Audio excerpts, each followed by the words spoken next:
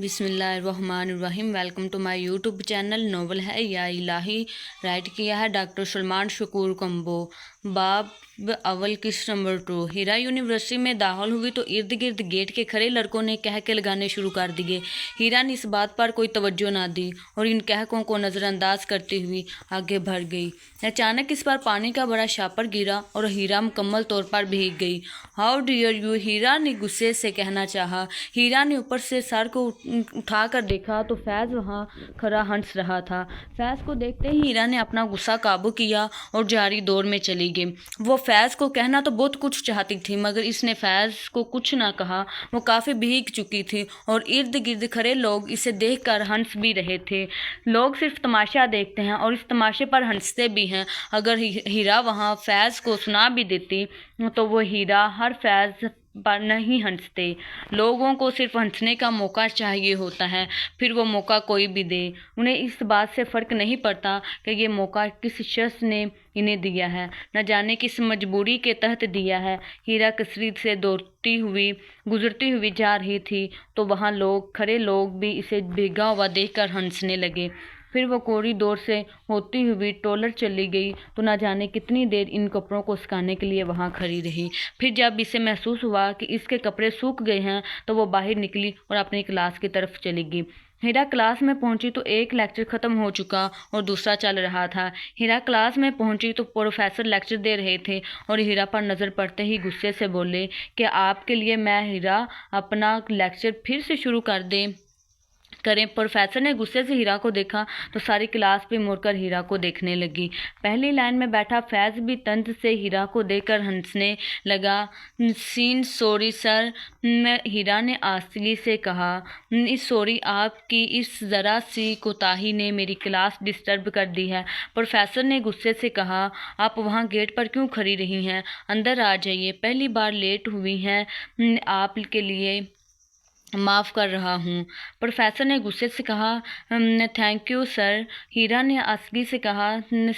Kid रो पर जाकर नीलम के साथ बैठ गई। फिर प्रोफेसर ने अपना लेक्चर दोबारा शुरू किया। हाय अल्लाह, इतनी देर ज़ेबा कहाँ रह गई? काफ़ी देर तक जब ज़ेबा जंगल से लकड़ियाँ लेकर ना आई तो रज़िया परेशान हो गई।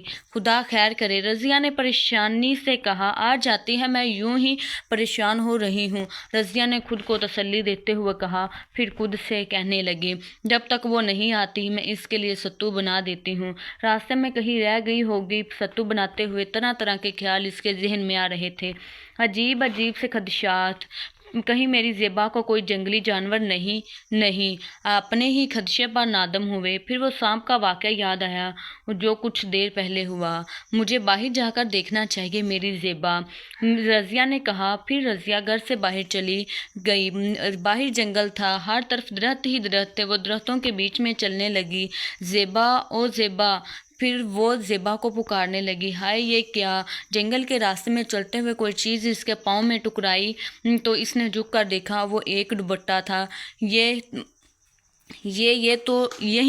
तो ज़ेबा का है, वो हैरत से बोली और दुपट्टे को उठा लिया। थोड़े से फासले पर खून गिरा था। रज़िया पट्टी को पट्टी रह गई। खून जज ज़ेबा का दुपट्टा, रज़िया डरते हुए बोली।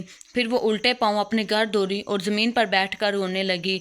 रज़िया ने ज़मीन पर बैठी दुहारे मार कर रो रही थी। हाय मेरी ज़ेबा, हाय अल्लाह, ये तूने क्या कर दिया मेरी ज़ेबा? अल्लाह जीने का एक सहारा था मेरे पास, तूने वो क्यों ले लिया मुझसे? मेरी ज़ेबा के साथ क्या हुआ होगा? कहाँ होगी? कैसे बहा इसका खून? वहाँ क्यों हुआ होगा? अल्लाह मेरी ज़ेबा बिल्कुल ठीक हो, वो रोते हुए साथ साथ कह रही थी। इतने में दरवाज़ा खुला और जमीला अंदर आई। रज़िया को रोता देखकर जमीला हैरान हो गई और दौड़ती हुई इसके पास आई। हाय हाय रज़िया, तू क्यों रो रही है? बाजी, सब ख़त्म हो गया, रज़िया रोते हुए कह रही थी। सब ख़त्म हो गया? रज़िया दहाड़े मारने लगी। कुछ बता भी तो, हुआ क्या है? ज़ेबा कहाँ है? जमीला ने हैरत से पूछा। बाजी, मेरी ज़ेबो। रज़िया एक लम्हे के लिए गोया हुआ फिर से रोने लगी। अरे बता भी तो सही। जमीला ने ज़ोर से कहा तो रज़िया ने सारी तफसील बताई। ज़ेबा का दुपट्टा पड़ा था और करीब खून। जमीला के हैरत से कहा, हाँ बाजी, मेरी ज़ेबा का दुपट्टा। रज़िया ने दुपट्टा आंखों से लगाते हुए कहा, ऐसा भी तो हो सकता है कि वो खून ज़ेबा का ना हो तो। बिना कितनी भूली है रज़िया, चल मेरे साथ। अरे बिना किसी किस्म की तलाशी के तू खुद ही नतीजा अखज़ कर के बैठी है। जमीला ने गुस्से से रज़िया को देखा। फिर रज़िया और जमीला बाहर की तरफ रवाना हो गई। रज़िया और जमीला जंगल में जाकर ज़ेबा को पुकारने लगी और इस खून की तरफ गई तो कुछ दूर इन्हें एक कुत्ता मरा हुआ नजर आया जिसके मुंह में वो खून आ रहा था। हद होगी रज़िया, जमीला ने गुस्से से कहा, ये इस कुत्ते का खून है। जमीला ने कहा। फिर वो दोनों आगे बढ़ी और ज़ेबा को आवाज़ देने लगी। कुछ दूर गई तो उन्हें जंगल के ऐन बीच में एक नौजवान लड़की बिल्कुल बरहना पड़ी हुई थी नजर आई और एक छोटी बच्ची जिस इसके जिस्म को पत्तों से ढक रही थी। ज़मीन पर पड़ी लड़की कांप रही थी, तड़प रही थी। रज़िया और जमीला ये सब देखकर हैरान रह गई और हैरत से दूसरे को देखा। फिर दौड़कर इधर गई और शशदत रह गई। वो छोटी बच्ची कोई और नहीं थी, ज़ेबा थी, जिस लड़की का बदन पत्तों से ढक रही थी। रज़िया ने आगे बढ़कर ज़ेबा को गले लगा लिया। मेरी ज़ेबा। वो ज़ेबा का माथा चूमने लगी। जमीला ने इस नौजवान लड़की यानी तहरीम की तरफ बढ़ी और इसे देखने लगी। तहरीम तड़पती हुई बेहोश हो गई। ज़ेबा जब वहाँ पहुँची थी तो तहरीम इसको हाल देखकर शद रह गई। छोटी बच्ची थी, कुछ समझ ना सकी। एक पत्थर से झटका लगाकर ज़मीन पर गिर गई मगर पार उठी और कुछ ना समझते हुए तहरीम के नंगे बदन को ढकने लगी। वो बच्ची होकर भी ये जानती थी कि औरत को अपना बदन ढकना चाहिए मगर वो दरिंदे सब अक्लो शौर रखते थे। फिर भी तहरीम को बढ़ना छोड़ गई। ब्रेक का वक्त ख़त्म हुआ तो नीलम और हीरा बाहर आ गई और यूनिवर्सिटी के पार्क की तरफ चल पड़ी। अचानक कोई हीरा से टकराया। हीरा ने मुड़कर देखा तो वो फैज़ था जो हीरा की तरफ देखकर हंस रहा था। इडियट, नीलम गुस्से से बोली। How dear you. फैज़ ने नीलम से कहा, आप मेरी दोस्त को देखा। नीलम ने गुस्से से कहा, आपको तो नहीं दिया, आपको बोलना नहीं बनता। फैज़ ने तंज से कहा, चलो नीलम। हीरा ने नीलम से कहा। मगर हीरा, नीलम ने कहा, इसे छोड़ दो। फिर हीरा और नीलम वहाँ से चली गई और फैज़ इन दोनों को देख देख कर हंसने लगा। हीरा, तुम इसे कुछ कहती क्यों नहीं? सुबह इसकी वजह से तुम देर होगी और अब पिछले एक हफ्ते से जब से यूनिवर्सिटी शुरू हुई है वो रोज़ तुम्हें टोट करता है और तुम खामोशी से सब बर्दाश्त करती हो। नीलम गुस्से से कहा, हीरा मुझे नहीं पता वो ऐसा क्यों है, लेकिन शायद मुझे तकलीफ़ देकर इसे खुशी मिलती है। हीरा ने उदासी से कहा। मगर हीरा, तुम्हें इस बात से बात करनी चाहिए। नीलम ने कहा, तुम जानती तो हो हीरा के वो ऐसा क्यों है। मेरे बाबा ने जो इसके पापा के साथ, शायद वो इसका बदला मुझसे ले रहा है। हीरा ने उदासी से कहा। मगर वो हर रोज़ तुम्हें जलील करता है। नीलम ने गहरी सांस ली। शायद इससे इसकी नफ़रत मेरे लिए कम पड़ जाए, लेकिन जो पापा ने किया वो कम नहीं था। इसका सबसे करना बनता था। हीरा ने उदास लहजे में कहा। मगर हीरा। नीलम फिर से कुछ कहने लगी थी कि हीरा ने इसे देखा और बोली, कैंटीन आ गई है, कुछ खाते हैं, फिर नेक्स्ट लेक्चर शुरू होगा। हीरा ने बात बदली और दोनों कैंटीन में चली गई। हकीम साहब। चौधरी सकू अपने बेटे को हकीम के पास लेकर गया तो बाहर से आवाज़ें देने लगा। अरे कहाँ मर गए, मेरे पुत्र को देखे, अरे मेरा पुत्र। चौधरी सकू दीवानावार बोलने लगा। फिर बोलते हुए अपने बेटे को उठाए वो अंदर आ गया। थोड़ी देर बाद वो अंदर आ चुका था। अंदर एक बड़े कमरे में हकीम साहब एक चटाई पर बैठे थे और चट्टू वट्टे पर कोई चीज़ चिपस रहे थे और शायद इसकी आवाज़ से इन्हें चौधरी की आवाज़ सुनाई न दी। चौधरी इनके जाना भागता हुआ गया। हकीम साहब वो ज़ोर से चिल्लाया तो हकीम ने इसे देखा। चौधरी साहब आप। हकीम चौधरी को देखकर बोला, हकीम साहब मेरे बच्चे को पता नहीं क्या हुआ है। चौधरी दीवानावार बोला तो हकीम हैरत से उठकर खड़ा हुआ और बच्चे को देखने के लिए आगे बढ़ा। जितना भी पैसा ले लें हकीम साहब, मेरे बच्चे को बचा लें। चौधरी की हालत बहुत अजीब थी। हौसला रखिए चौधरी साहब, बच्चे को लटाइए, मैं देखता हूँ। हकीम ने चौधरी के कंधे पर हाथ रखकर कहा। फिर चौधरी ने बच्चे को सामने पड़े बेंच पर उल्टा दिया।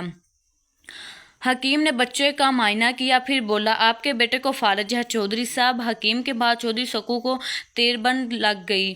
कब क्या क्या कह रहे हैं? चौधरी ने हैरत से पूछा। चौधरी साहब, यही हकीकत है। हकीम ने 2 बोतलें, एक नीली और एक पीली, मेज़ पर रखते हुए कहा।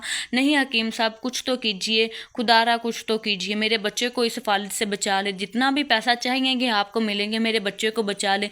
चौधरी पागलों की तरह कहने लगा। आपको मान ही लेना होगा कि आपके बेटे को फालिज है, और सिर्फ यही नहीं, फालिज आसा आसा फैल रहा है।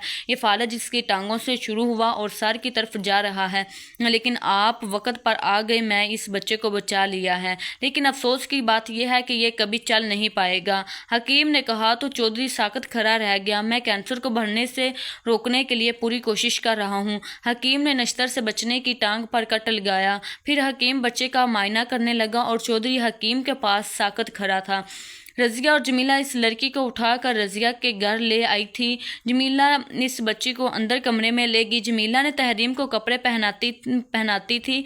रज़िया बाहर चारपाई पर बैठ गई और ज़ेबा को गले से लगाकर प्यार कर रही थी। तहरीम को कपड़े पहनाकर जमीला कमरे से बाहर आई। मैंने इसे कपड़े पहना दिए हैं, अब किसी हकीम का बंदोबस्त करते हैं। जमीला ने आकर रज़िया से कहा। जाने इस अजियत में है बेचारी। रज़िया ने भी कहा। मुझे ना जाने क्यों लगता है मैं इसे जानती हूँ। जमीला ने हैरत से कहा। तो रज़िया भी हैरान होगी। तहरीम की हालत की वजह से ज़ेबा बहुत डरी हुई थी। वो काफ़ी छोटी थी और इस तरह इसने पहले किसी लड़की को नहीं देखा, तो वो काफ़ी उलझी हुई थी और कपका रही थी।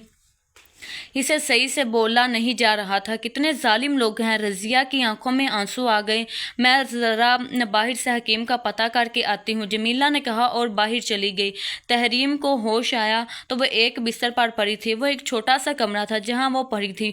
होश में आते ही इसने खुद को नोचना शुरू कर दिया। वो पागलों की तरह अपने बदन को नोच रही थी और चीख रही थी। इसने अपना दुपट्टा दूर फेंक दिया और वो रो रही थी।